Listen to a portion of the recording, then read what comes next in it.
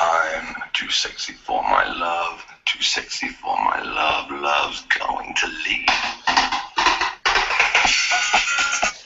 Welcome, everyone. If you've been following along with us on Twitter today, then you surely know why that song is there to lead us off. We have been discussing the worst songs ever made today, and Right Said Fred with I'm Too Sexy ranks right up there. But welcome, everyone, to the Daily Fantasy Pivot on RotoCurve. As you can tell by the opening, it's going to be a fun show today. There's going to be some heated debates about players and probably about some music, too.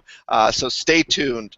We are, of course, a show aimed to teach the masses how to play the game of daily fantasy basketball that we all love so much. And let's get down to business to start. Don't forget to check out the PGA free roll this week. Again, that's a PGA free roll. That's rotocurve.com/free roll.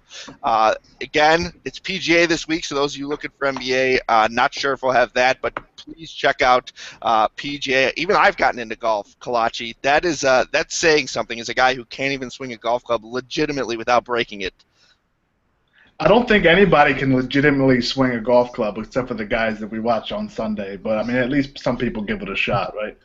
Well, yeah, and I'm not even kidding. The last time I swung a golf club, I broke it. I had not taken lessons since I was 8 years old, and I still have my baseball swing, so it didn't go very well. I did just ask the girlfriend for some golf lessons for my birthday, though. That's what I'm going with. You know how you get asked, what do you want, and you never have an answer? Well, I have an answer. I'd like to be, a legitimate businessman these days, and not go out there and make a fool of myself. But let's start with the topic of the day on Twitter, because I think that has been hilarious for all of us involved. Let's welcome in Nick Mensio. Nick, what would you say is the worst song ever written / performed / made? Dude, I don't know. I'm blue. I'm blue. I'll go with that. You gave me that one. That song is pretty awful. I tweeted earlier, how could people have liked that song? I just don't get it. But then Dude, again, the video too. Have you seen the video? It's so bad. I tweeted earlier with these little blue creatures. But then again, you can flash back to middle school Ricky, and I was certainly dancing to that song. Oh, dude, I As bought much that as- CD. Oh, I had it too. Sadly, I don't know if they came out with any other song, but Eiffel 65, a staple of my childhood. Benny, can you top Eiffel 65 in terms of terribleness? Yeah, I mean, my vote and my recommendation was for the Barbie song because I don't know how that got so popular. That was horrible, that song. Oh man, Aqua. It wasn't even like that was like their worst song by far. It was like anything they did was just purposefully awful. Yeah. They were someone I wish never started up. Kalachi, you opened the show with Right Said Fred, I'm Too Sexy. Is that your vote for worst song ever? It's got to be that, and honestly, there's some other ones. There's a band called Hayseed Dixie, which is like some kind of weird indie country that plays all the AC/DC songs, and if you like AC/DC and you listen to that, you're probably just going to want to rip your ears out. Well, I mentioned on Twitter, my vote is for Achy Breaky Heart. I don't like country as it is, and every time that song comes on, it legitimately, the problem with that song is it legitimately comes on at, like, events, like weddings and stuff, is it's actually played, so that's what makes it so horrifically terrible. But let's move on for the songs, at least for now, and let's get to some of the good plays for today, not the bad ones. We'll switch course. Let's start with point guard. Does anyone have any strong feelings at point guard? It's one of those nights, it seems like it's every night, that Russell Westbrook and Curry are playing together. Is this a night to use one of them, or are you going cheaper? Let's start with you, Nick. I'm going a little below those guys, I think, with Damian Lillard against Russell Westbrook and the Thunder. I mean, Westbrook, we know, doesn't play defense. I think they're like 24th in defensive efficiency against point guards. And Lillard's coming off a bad weekend, but I just think people are just going to be off him. So you're getting a good ownership rate, and I think he's going to have a 50-point night probably. Yeah, I agree with you. Lillard was one of the players that I wrote up today for my fantasy draft, today's plays article. I'm definitely on board with him. I think, though, maybe you'll get to this, Benny. With all the Grizzlies plays, I think this is definitely a night you can pay up for some of the superstars. What do you think?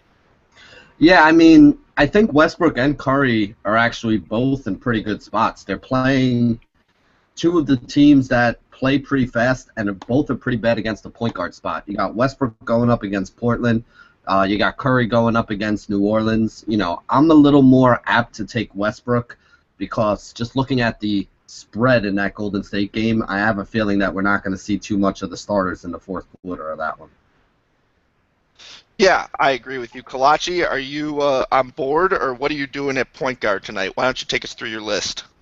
I actually have a lot of mid-tier options tonight. I know that there is a lot of value that can be had, so people can look at the chances of using Lillard, Westbrook, Curry, and spending down on a guy like Ray McCallum, who I think we all popped up in our research. But guys that I'm looking at in mid-tier are Drew Holiday, and I'll let you take care of the music pun for that one. And I also like Reggie Jackson. Both these guys are going to be playing in really fast-paced games. Their prices aren't going to kill you. You can get the two of them for about $15,000 on every site. But if you use Ray McCallum, you can combine him with a Curry or a Westbrook, and that's also $15,000 against your cap as well. So point guard tonight basically is going to have two guys equaling to be about 25% of your bankroll for FanDuel, and probably a little bit more than that if you're using 3 point guards on DraftKings. But for me, I'm looking mid-tier and guys like Holiday and Reggie Jackson. Well, I just want to discuss a few of the submissions made to the chat room. Ice Ice Baby's one we didn't come up with yet, and Hanson Umbop seems to be a reoccurring theme in terms of the terrible songs. Excuse me, thongs. The thong song's got to be up there too, as long as I misspoke about that. But just those are some more submissions. But what do we think about the Grizzlies point guard situation? I mean, in my opinion, Ray McCallum's just a better player, and it just so happens that he was signed, later. They brought up Briante Weber from the D League, and he's played 39 and 31 minutes. Is that right? 31.6 last game with McCallum. But I am on the train of thought that I think McCallum's the starting point guard, or at least the guy who's the one to own, assuming that Stevenson suits up. Are you guys on board with that, or which one are you guys going with of the Grizzlies ball handlers? I'm not touching either of them, honestly. They both suck. Well, yeah, but the Grizzlies are going to have literally 8 guys healthy tonight. If Stevenson and Carter are out, I mean, we're talking about as thin as it gets. And I know Benny's a big fan of when teams are that thin, taking advantage of at least one of them. Benny, who do you like there? Yeah, do we have news on Stevenson definitely yet? Because if he's out, that would kind of change my mind a little bit. But I'm not really looking at either one of the guys right now, at either Briante or Ray McCallum. I think McCallum is the better play, and there are sites where he's min-price. But I still think he's a guy that's only going to get you like maybe 20, 23 fantasy points. If I thought he can get the 30 or 35, I would have no problem using him at min-price. But I'm not somebody who thinks that 22 fantasy points out of a guy that's min-price is good. I mean, I know it's 6x, but it still leaves a lot for the rest of your roster to have to score in order to make up for it. So I would rather come up to a guy like Shelvin Mack, who's a little more expensive depending on what site you're on, if I'm going to go cheap at point guard. And I also wanted to throw in, I mean, that game between Phoenix and Minnesota has a total of 222 right now. And we didn't even talk about Brandon Knight and Ricky Rubio, and they're both mid-price guys as well. I mean, I basically kind of like everybody in that game, and everybody in that game is medium-range price where you can just stack up that entire game, and if it goes nuts like they're expecting it to, 115, 112 or something like that, you can get a lot of fantasy points that way. Well, I should mention that McCallum in his first game with the Grizzlies, 27.5 fantasy points. So he put it up the first game. Also, Stevenson is questionable with the wrist, and Vince Carter is technically questionable, but it looks like he's closer to doubtful. So I agree with you. Stevenson's the best ball handler if he's healthy and available, but it doesn't sound great. And I kind of like McCallum, as you mentioned, both on DraftKings and Fantasy Draft at the bare minimum. I think he's the better play. I think he showed that he's got some potential. I mean, any guy who can get to 27 at $3,000 on DraftKings, that's almost 9-ish times value. You got to at least explore the option, I think, even if it's only in tournaments. But guys I like, I mean, I want to go into Drew Holiday because he's a guy that I kind of play every time. And you look at last time against Golden State, you talked about how fast-paced that Minnesota game is supposed to be. Golden State still tops it. I mean, they're still the highest projected game of the night. He went for 58.75 fantasy points his last time without Eric Gordon, which is what all I look at. I don't really care about his production without against Golden State.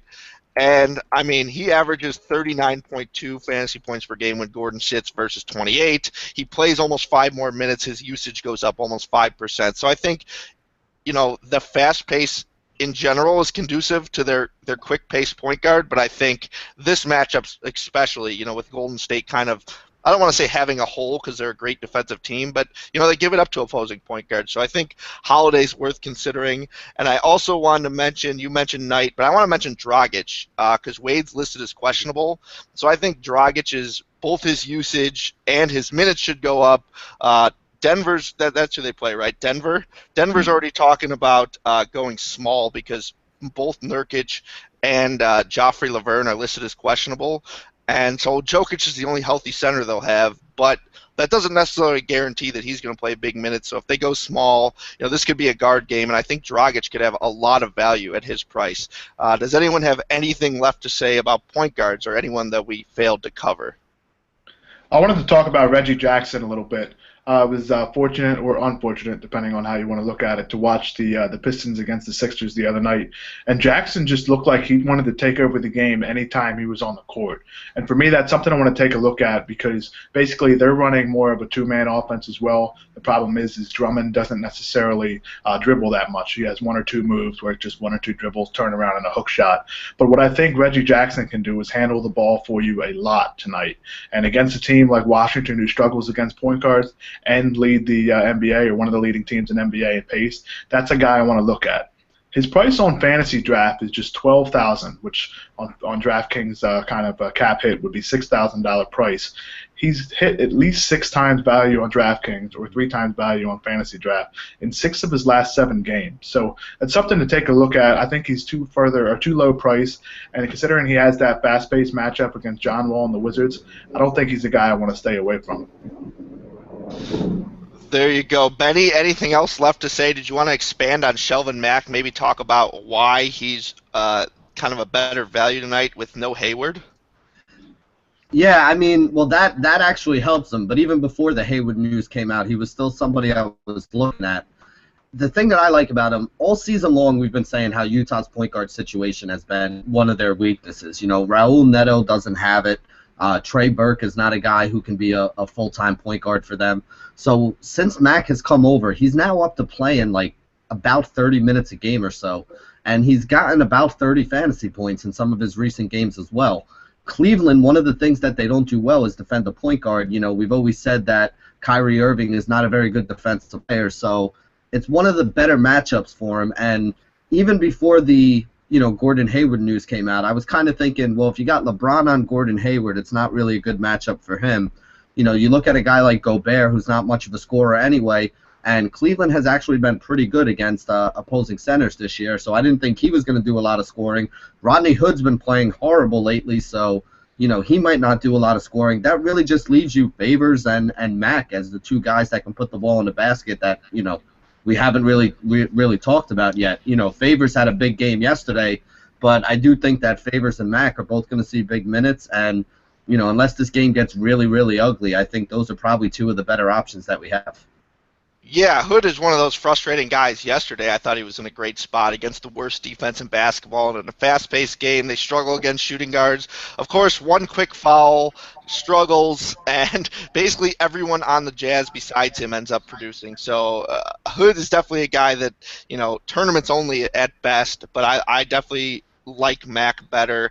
I think Kemba Walker at least is worth mentioning his name as he plays pretty well at home, but his price is way up everywhere where I'm basically not comfortable using him. So I think tonight, if you're at the point guard position, either spend up on Westbrook, Curry, or come down to the Drew Holidays of the world. I like Lowry a little bit. We hadn't really touched on him, but the Bulls maybe without Derrick Rose. I like him for cash best because I'd rather go with some of these fast-paced point guards who I think are going to win tournaments tonight. But that is what I've got for point guard. Let's move on to shooting guard, and let's talk more Memphis because it sounds like Stevenson may or may not play. Then we got Tony Allen, who should be in for some extended minutes. I mean, how much Memphis is too much Memphis tonight is the question. Josh, you want to take this? Yeah, I think if Lance Stevenson plays, he's definitely the guy to use, and he will be basically the chalk everywhere. A lot of people are going to have him.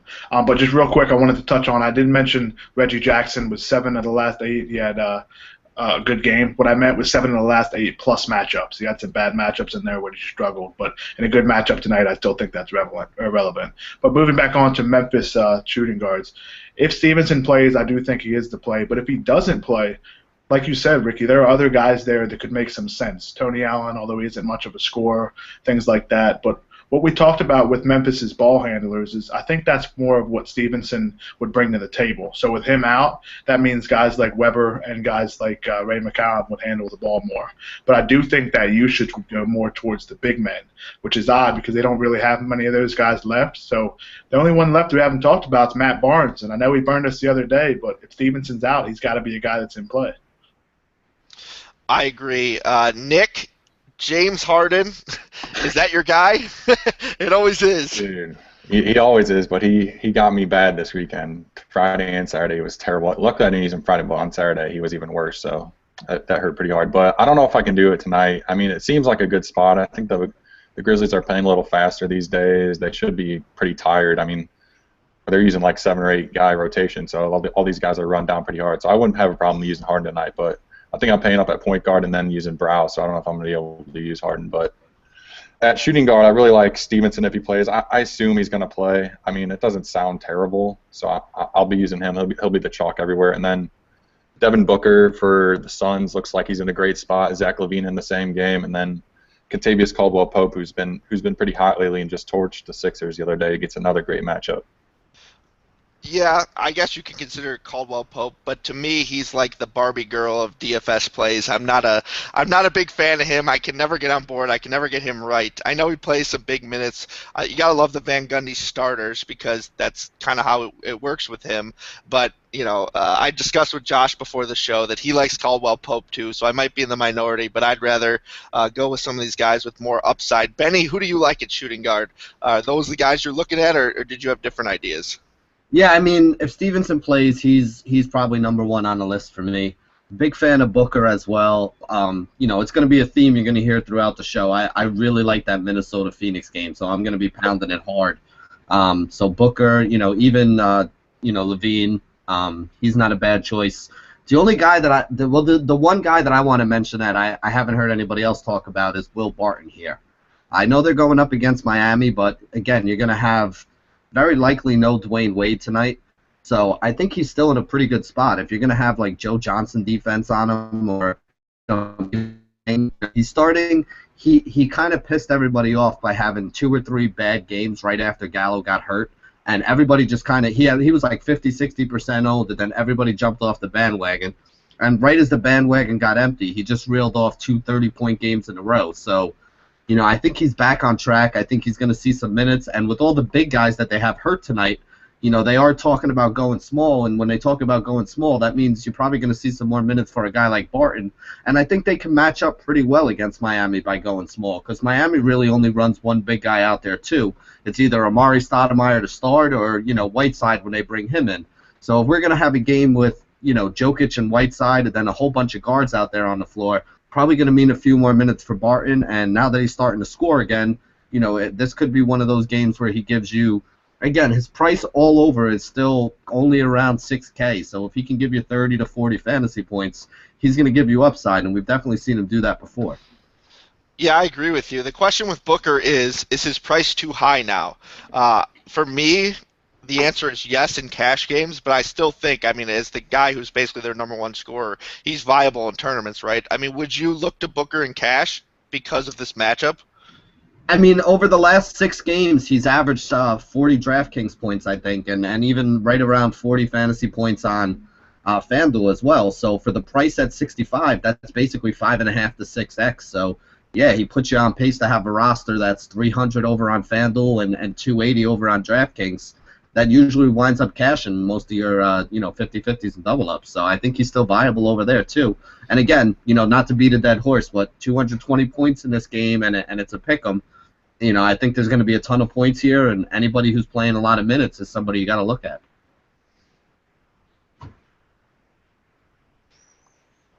Ricky, you're muted. Yeah, I was going to say, Can you was I hear me supposed to now? keep talking? Yeah, all right. Can you hear me now? Yeah, he was just All right. listening to Right Said Fred. Just didn't want anybody else to hear it.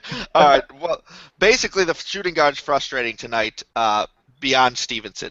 I think that if he doesn't play, it's a little bit of a crapshoot everywhere. You've got Booker with the high price. You got Hood, who's kind of hit or miss. You got Levine, who's struggled the last few. You got Jimmy Butler, who's on a minutes limit. I kind of like that matchup until they announce there's a limit. But again, I'm kind of thinking the limit is like 35, which is still plenty of time for him to get it done.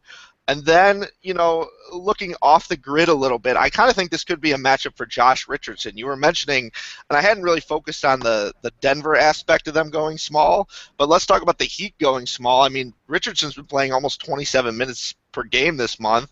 I think if they're going to use less Whiteside and less Amari and less of the bigger guys to match up against him, I mean, that could be some extended run for Richardson. I certainly wouldn't do it in cash, but if you're taking a shot on someone in tournaments that could play a little bit more than usual, and he's been playing, a decent amount, he's kind of catapulted the Tyler Johnsons and all their other guards of the world in terms of, a bench guard. I kind of like him. Can you get on board with that, or is that something you're staying away from? I'll send it to you, Collacchi.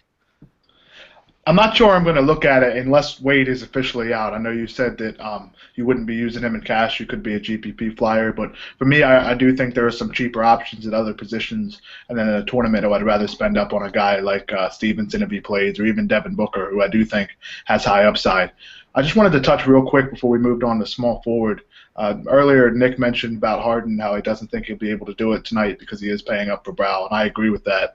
But I did some research this morning on Harden's history against Tony Allen. Now, Allen's getting older, and they've had a lot of minutes with all those guys, so they could be tired.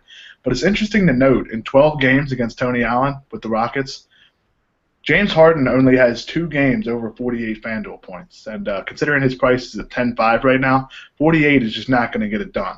The problem is those other 2 games, he had 61 and 58. So he does have that upside. I do think he's worth throwing into a GPP or 2 if you like to multi-enter, because he does have that chance, especially against a tired Memphis team. But for me, I just can't spend on him. And another thing, if you are using Jimmy Butler, at 8,700 on FanDuel, that's way, way too much for a guy on a minutes limit. So unless you hear that it's more than 30 minutes or so, I couldn't use him on FanDuel. But his price at other places is definitely worth using, because that usage is going to be way up without Rose and Pau Gasol. I agree with you. And I think go ahead. I think DeMar DeRozan's definitely in the conversation too. I think his price has come down a little bit on FanDuel, and he's been really hot lately. I know he had a huge game over the weekend.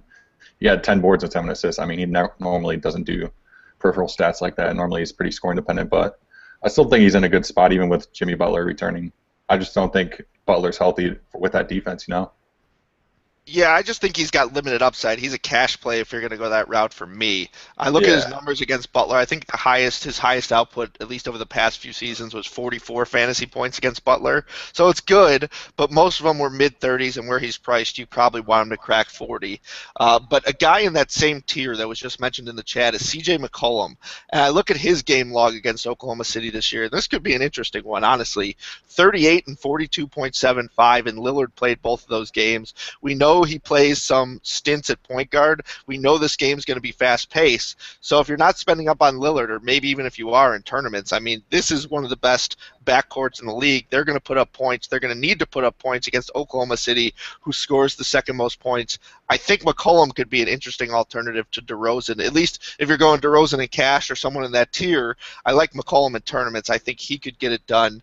But back to the Tony Allen thing. That's a good point. I mean, because he probably needs to match up against Harden, aren't we talking about 35-plus minutes for him tonight? Isn't that like a virtual guarantee for Tony Allen, who needs to guard Harden? Yeah, probably. I'm going to look up that game log and see what his minutes are. Yeah. So I would look into that one. I think, especially without Marc Gasol protecting the rim, or really anyone protecting the rim, they're going to need a solid outside presence on him. So I think, Allen in a good matchup for him offensively. Not that he scores a lot, but they definitely need him defensively. So it's a good matchup for him to extend his minutes. Go ahead. Yeah, let me just throw this in here because I was looking up the logs while you were talking. The last time Houston played Memphis, we actually got 33 minutes out of Tony Allen and 35 DraftKings points. He went for 17 real-life points, 7 rebounds, 4 assists, and 2 steals. So that's actually a really good stat line for him, and that was when they were still healthy and had everybody playing. And then the other time they played was earlier in the year, where he only played 14 minutes, but he wasn't playing a lot of minutes back at that point in time anyway. Played 14 minutes, had 17 fantasy points, 8 points, 3 rebounds, 2 assists, 1 steal in that other game. So I think they only played twice this year, if I'm not mistaken. So the one game was very good, the other game was pretty bad. So, take it for what it's worth. I see one that's actually 5 days later, 11:25. 5 days later, he did play 28 minutes, but I'm not sure if that's. Oh yeah, you're right. You see that too? Okay. Yeah, so that was 28 minutes, 10 minutes. points, 5 boards. It's a decent game. Yeah. So I do think tonight, like what we just talked about, with those extended minutes, guarding Harden, he could be an excellent option. So keep an eye on that Stevenson news, because if he's out, I think Tony Allen could work his way into some cash lineups after seeing the minutes. Yeah, I gotta play Tony Allen. I know. I don't like those nights either, but hey, if it makes you money, it makes you money. Let's move on to small forward. I think tonight's going to be interesting in small forward. I think Memphis has at least an option or two on the sites that Allen is now listed as a small forward. You could pay up for the Durant's or LeBron Jameses of the world, but I don't know if that's necessarily what I want to do. I think I'm going to stick with the Tony Allens or maybe even Matt Barnes. Do you want to discuss, maybe you, Benny, how you think Matt Barnes' role may change a little if Stevenson does not play? Yeah, I mean, it's not even just if Stevenson doesn't play. If you look at that team, who's going to score the ball for them? That's what you really have to ask yourself. If the starting five is, let's say Stevenson's out, just for argument's sakes, you probably have McCollum at the point guard, you probably have Tony Allen at the 2, Matt Barnes at the 3, Jermichael Green at the 4 because Zebo's already out, and then Brian Hollins. So other than Green, who else is going to put the ball in the basket there? I don't really love Matt Barnes because he could give you the 50-point game like he did 2 or 3 games back, and then he could come right back and play 30 minutes and score 15 fantasy points overall. So it is a little risky, but again, somebody's got to put the ball in the basket, and they don't really have a lot of guys that can actually do that. So I think you got to look at Matt Barnes. His price has come up as well. You're not getting him at 44 or 4,600 anymore. Most sites he's up in the mid-5s right there, so you really need about 30, 35 fantasy points out of him in order to feel good. I guess because they have no other options, if Stevenson's out, I guess he's in play, but I really hope Stevenson plays because I would much rather play Stevenson. I'd feel so much better about that than having to roll out a guy like Matt Barnes if I can avoid it. I agree with that, but I tweeted out earlier that if Stevenson's out, even if Stevenson plays, they have 9 healthy players. But if Stevenson's out, this is what they got left. Tony Allen, Matt Barnes, Jermichael Green, P.J. Hairston, Ryan Hollins, Jarrell Martin, Ray McCallum, Alex Stevenson, and Briante Weber. That's it. Those are the 8 guys that they would roll out without Stevenson. So you would have to guess that at least 4 of them play 35-plus minutes. And if he sat, Barnes would probably be one of those guys. He's not overly exciting, but he did triple-double the other night for the first time in his career, which was completely shocking to me. I didn't even know he had that in him. Yeah, and Houston as well is a team that struggles against the wings. They play very fast. I mean, there's a lot of things that could push him over the limit there if he's playing those minutes. So it's viable. It's just not something that I feel very comfortable with. But, yeah, this is that time of year in NBA DFS where, sometimes you just got to bite the bullet and say, hey, I got to have a couple Memphis guys that need some exposure to it. I agree. Before I go to Collacchi, I'm going to mention a name at the bare minimum because I have to do it every single day. I don't think this one will get quite a rise out of you, but how about Chris Johnson, who's probably going to start for Gordon Hayward? It's not a good matchup, but he is priced as literally the bare minimum on DraftKings. Is he a guy you could roll out in tournaments just to fit some of the elite options along with him, or are you not even considering Chris Johnson tonight? I normally would on a smaller slate, I think, because he would be playing a lot of minutes at that price. But for me, with other guys that just aren't that much more expensive, like Mirotic, who we'll talk about in a little bit, I just don't think he's a guy that I could necessarily go to and trust. Because although that game could be a blowout, it's still a tough matchup, especially if he plays the three against LeBron. So they are playing Cleveland. So got one guy I do like, and I feel like Ricky here because this guy's 400 years old, is Luol Deng against the Denver Nuggets.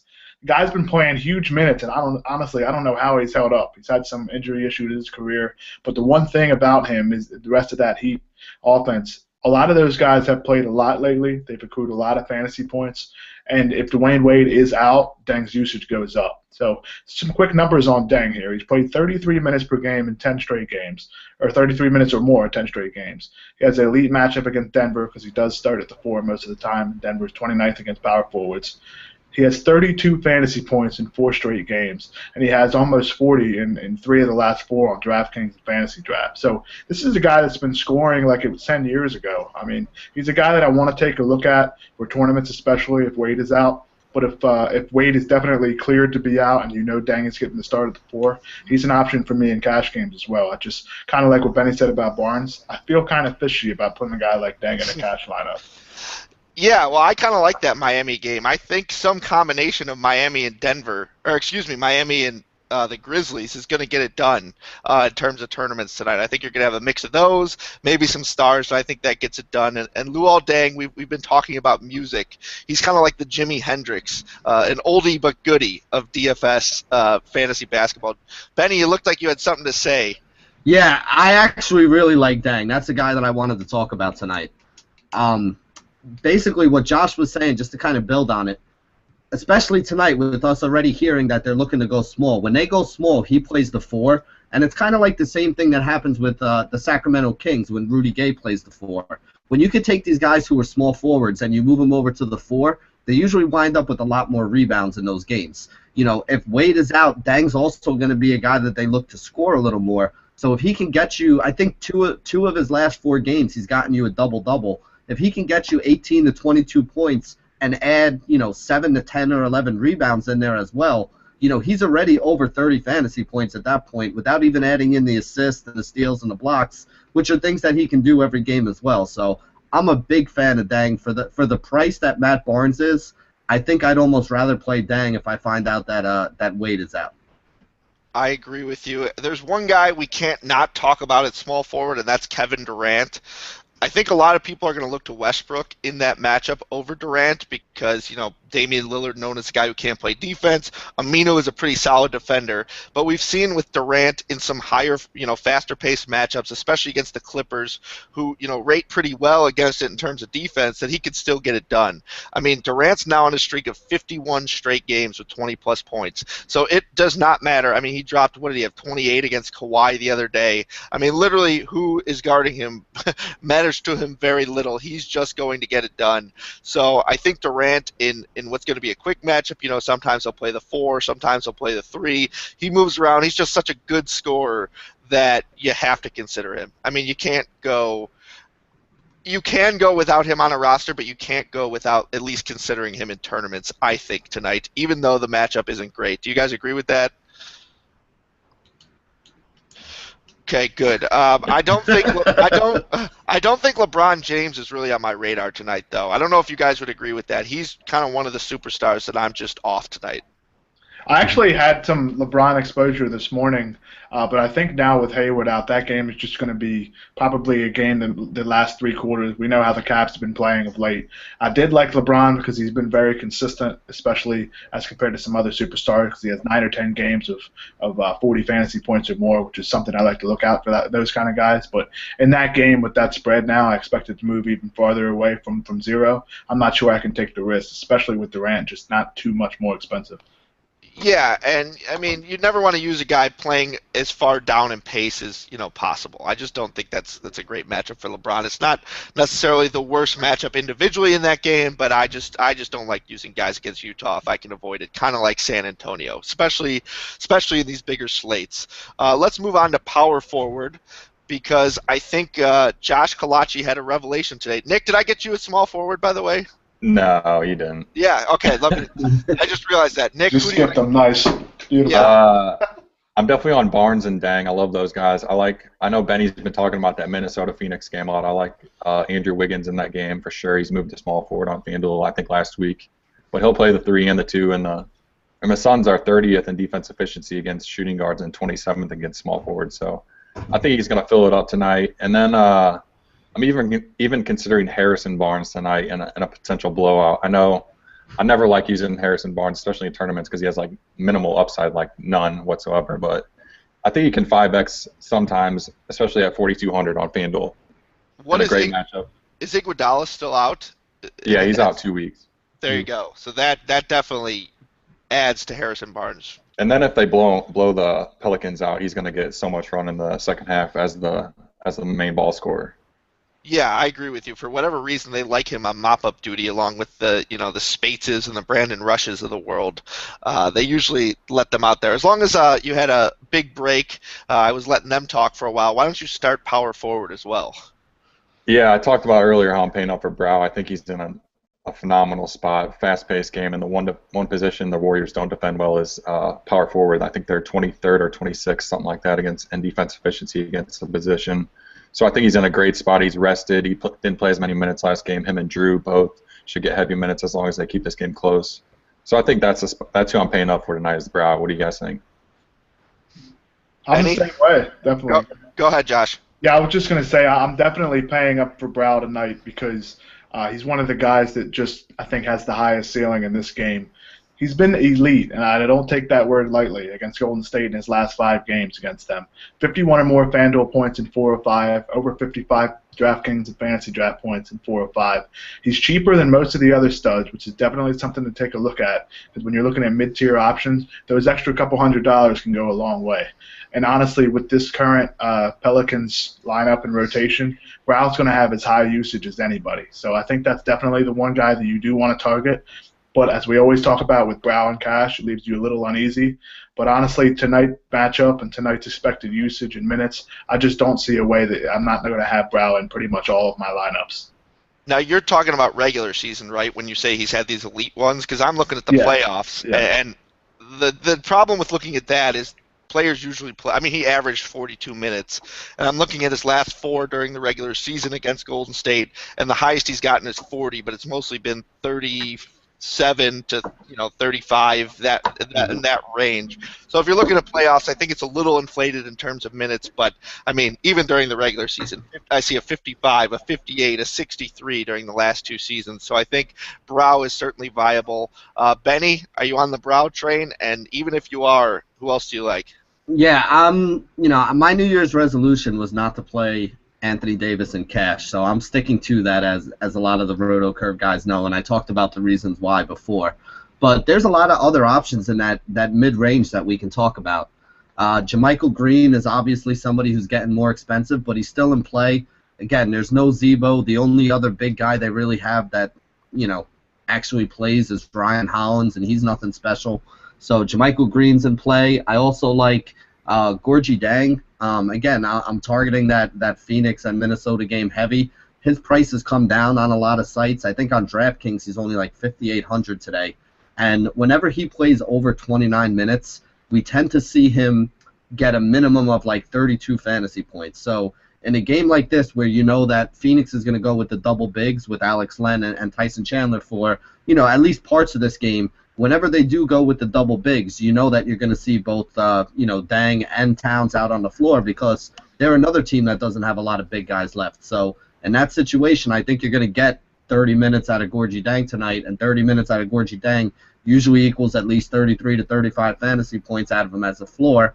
And at the price that he's come down to now, below 6K, that's definitely a viable option. And then the only other thing I want to mention, too, is the Chicago Bulls situation. Without Pau Gasol in there, and very likely without Derrick Rose, Mirotic is in play, Taj Gibson's in play, and even Bobby Portis as a cheap option, depending on what site you're playing on, is somebody you got to look at. I personally would rank Mirotic first because, to me, he's the only one of them that really has upside.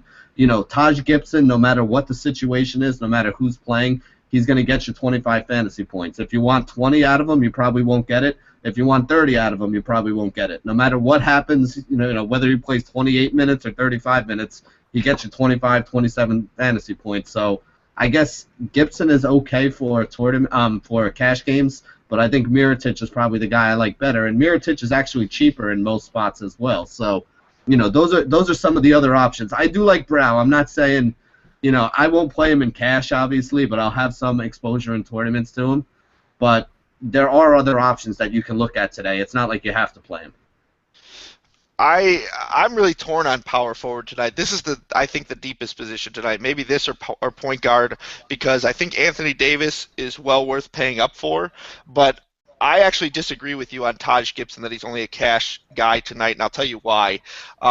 In 3 games this year, he's averaged 23.8 fantasy points per game, which at his DraftKings price, and especially his fantasy draft price, is just about value. And Pau Gasol's played in every single one of those. So, I mean, if he just sees a little bit of an uptick, we're almost approaching 5-6 times value. And now you look at his games without Gasol and Noah this year, and there's only been one. 36 minutes in that game.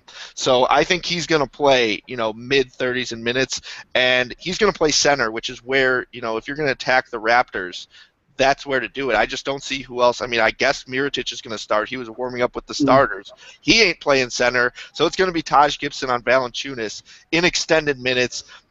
Gibson should push a double-double. I think at worst we're looking at like 12 and 8 with a block or two. I mean, I just don't see any other scenario that could unfold unless he's in foul trouble. So I think Gibson's actually a really safe bet tonight. I like Mirotic too, because if someone's going to, Gibson's not going to score 25 points. That's not happening, 25 real points, whereas Mirotic could, but I like Gibson as a safe bet. I also like Derek Favors a lot. I've pretty much mentioned him every show, but now without Gordon Hayward, I think that's the place to attack the Cavs as power forward. We know they're basically a top team against opposing centers, so I think Gobert's going to be a little bit of lockdown, not that he ever really has anything to do with the offense, especially if you ask Collacchi, but I think Favors should be solid tonight, put up some defensive stats. I think Draymond Green is one of those guys whose price has come down to the point where you almost want to play him. But I looked into him. I can see one tournament, throwing him in there, but he seems like the fool's gold of the night, where his prices come so far down, but he just hasn't gotten it done against the Pelicans. He's averaged under 40 fantasy points against them in 2 years. The only 2 other names I want to mention who I'm going to play, maybe one of them in cash, but both of them in tournaments, is Marvin and Dirk Nowitzki matching up against each other. These are 2 guys who are both coming off back-to-back monster games, and neither of them are great defenders. So, you talk about tournaments. If in the long shot that this game goes to OT or ends up really high scoring, I mean, these are 2 guys who could go at each other. Williams has scored at least 22-plus points in 2 straight, and Nowitzki's coming off 44-plus fantasy points in 2 straight. Those are monster numbers from guys who are pretty mid-tier priced. Does anyone have anything else to say at power forward? I mean, I do really like all. Go ahead, Nick. Go ahead. I just wanted to touch on a couple punt plays that I really like. Mirza Teletovic, I think, is in a great spot still. His price is staying steady around 4,000. I mean, he hasn't been hitting value lately, but he's still taking 10 shots a game, and he's going to be a source of offense in one of the highest scoring games of the night, if not the highest scoring game. And then I think Ed Davis is in a good spot against the Thunder too. I mean, he only plays when there's 2 big guys on the floor for the other team, but I think with the Thunder playing Cantor and Adams and Ibaka a lot, I think he's going to be on the floor more than the 10 or 13 minutes he's been playing the past 2 games, and then he could play 25 minutes, and he's going to get boards. Yeah, I wanted to mention that too. That's a great point, because what Davis can do is he can grab you an absolute ton of rebounds in a real short time, kind of like what Cantor does. So that's an excellent play as well. At power forward, I do love all the Bulls guys. Of course, now with Dunleavy getting sick, and as Ricky and Benny mentioned earlier, the fact that Mirotic could start gives him a boost as well. But another guy I was looking at, he's eligible at small forward on some sites, but power forward on FanDuel, is Tobias Harris. He's going to face the Washington Wizards, who have now crept into the bottom third against power forwards. We know how bad they are against small forwards. I have him as 30th, last in the league. He's had at least 25 fantasy points in every single game since the All-Star break. That's a big number there. That's something I want to look at for cash, because that's a floor. That's a good number to target, especially at his price. Considering that matchup and the pace of that game, he could be an excellent option creeping into the 30s and maybe even 40 fantasy points as a ceiling. So I think if you want to go mid-tier in cash and you don't don't want to use Brow, he's a very solid second power forward option on FanDuel. Yeah, and I just want to point out that JaMychal Green, despite the rising costs, still an excellent play tonight. With as long as Zach Randolph's out, I mean, his price can keep rising and rising. Eventually, it's got to get to a point where I'm uncomfortable using it, but I still think I'm comfortable, especially with only 8 healthy players tonight if Stevenson sits out. So there's some more guaranteed minutes. He's not the greatest player in the world, but when you get those kind of minutes, he's definitely worth considering. Let's move on to center. There's one.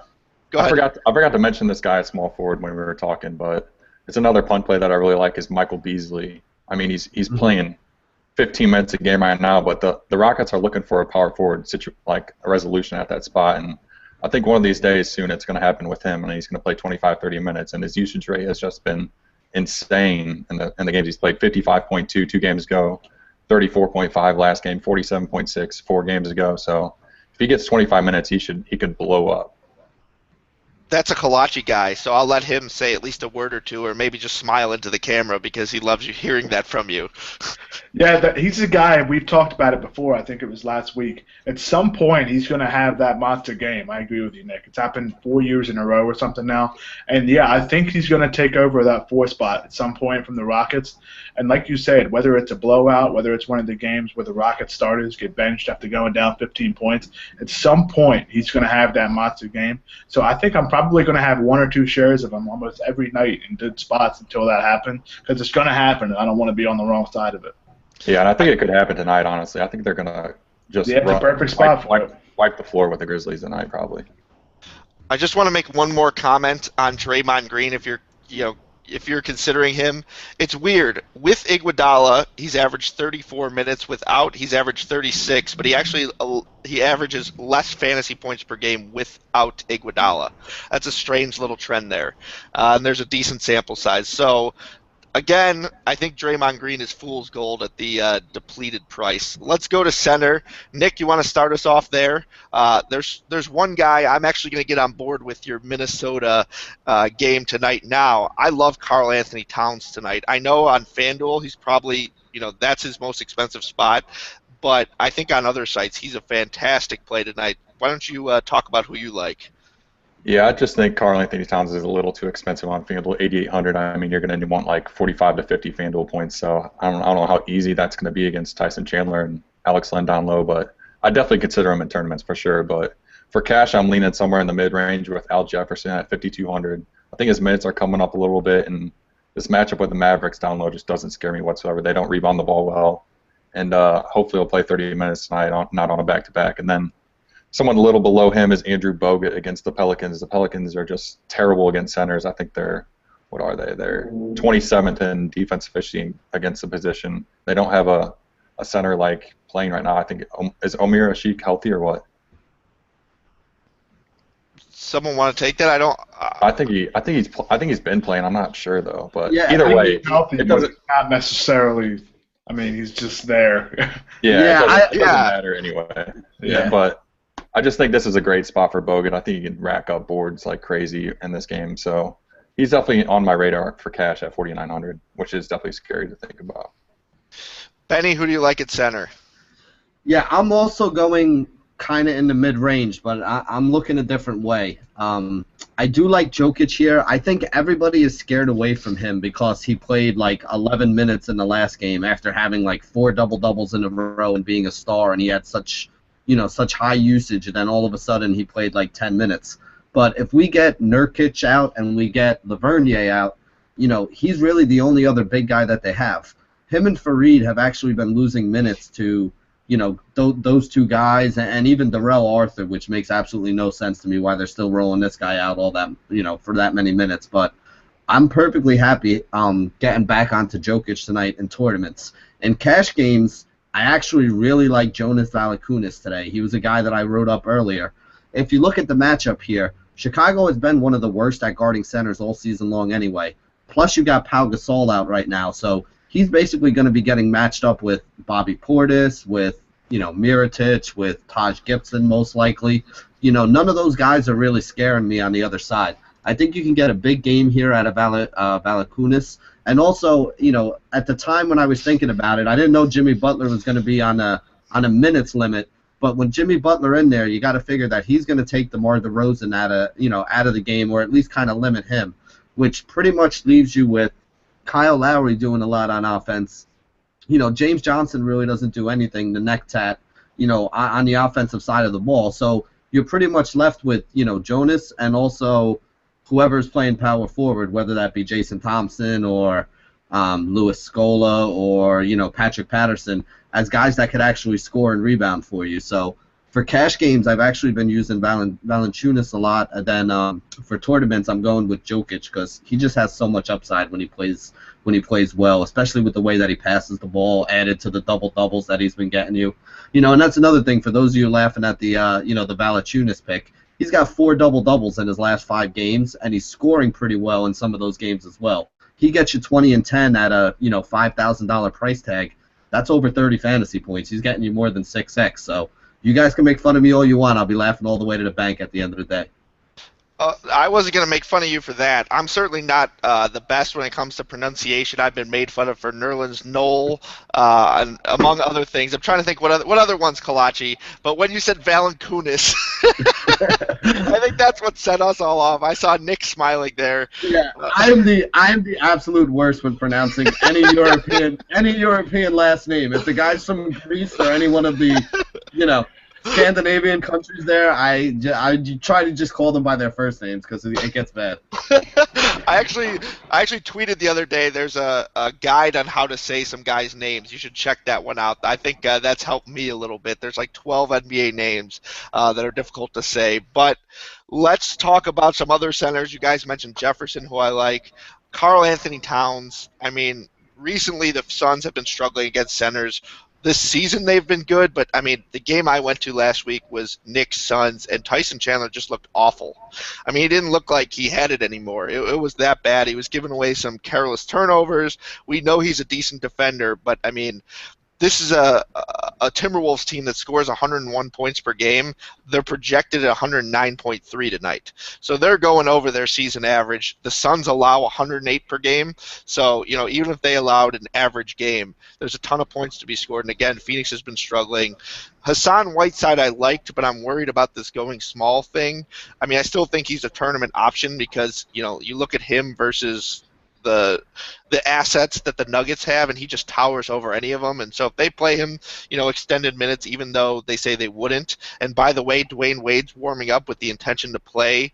So, maybe that changes their strategy a little bit. I also like Alex Len. I think he's going to be the guy on Karl Anthony Towns for extended period of time. And even if he's not, I mean, we're looking at Towns and Jang, so you kind of need twin towers to match up against them. So you could be looking at a lot of Chandler and Len. And if they're only going to pick one, it's going to be Len, who's just been a monster lately. Does anyone have anything else to say about the center position, or have we covered it all? I have some guys to mention, but first of all, I kind of want to hear Benny and Ricky announce a Czechoslovakian game over there with those names. Just hearing one of you do play-by-play and the other do color would just be just perfect for television. But yeah, with Wade out now, I think that hurts Whiteside a little bit in terms of usage, and of course with the threat of the fast-paced game, maybe them playing small. I don't think that hurts him as much because they're not going to put Luol Deng at center, are they? So I don't think that is going to be a thing that really crushes his value. But on FanDuel at that price, it's just really hard to pay for him or Towns, who's actually more expensive. The guys I'm looking at are actually really like Dwight Howard again. I think I've mentioned him in about 471 straight shows now. But I really love Howard's spot against Memphis because in the last 5 games, the Grizzlies have allowed 107 points per game. They've only shot 42%. And to me, that means it's very fast-paced, and they're going to take a lot of shots. Dwight Howard's the guy that's going to rebound the basketball pretty much every time the opponent misses a shot. So for me, that's going to bring him to a very high floor. We know his ability to score, and JaMychal Green and Ryan Hollins aren't stopping him. And also, I'm aboard with Valanciunas as well. I really think that he's a cash option, especially on DraftKings, because if you guys have checked out the consistency tool, he's hit 5 times value 60% of the time at his current price. Add in that great matchup, and he makes for an excellent play. There you go. Nick, did you have something to say about center too? Or? Yeah, I think Marcin Gortat's on the radar too. I know he's played Yeah. like really bad minutes past couple games, but he got in serious foul trouble early in both games, 4 fouls quick. So I think against Andre Drummond is a great spot. And last time he faced Drummond, he put up 31.8 FanDuel points at, and his price has definitely come down since then, especially off these back-to-back bad games. So I think he's in a great spot. I agree, and I just want to make it easy for everyone who's just tuning in. I want to go over a few of our best plays from the show, or at least mine. Point guard, I like Drew Holiday if you're spending up. I like McCallum if you're spending down. I like Lance Stevenson at shooting guard unless he doesn't play. Then I like Booker. Small forward, we all agreed we liked Tony Allen as a pretty safe cash play. Power forward, we were a little split. A lot of people like Anthony Davis. I like Taj Gibson.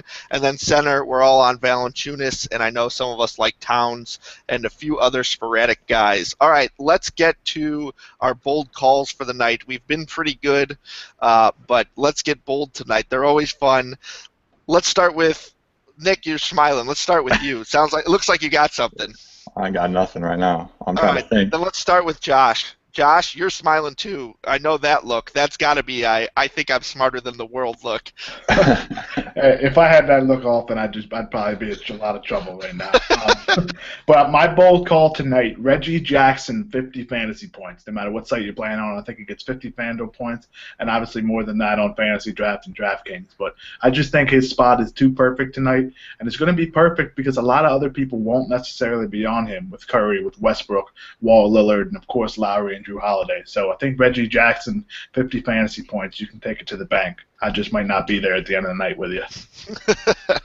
You can take it to the bank. Your check will probably bounce, but you can take it there.